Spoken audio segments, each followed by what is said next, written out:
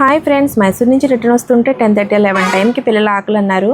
అంతకుముందు అంతా అడుగుతూనే ఉంటే దారిపొడికి అసలు ఆకలి వేయట్లేదు, ఏమీ వద్దన్నారు. ఈ 10:30కి 11కి ఎక్కడ మీల్స్ దొరకలేదు, కనీసం రెగ్యులర్గా తినే టిఫిన్స్ కూడా దొరకలేదు.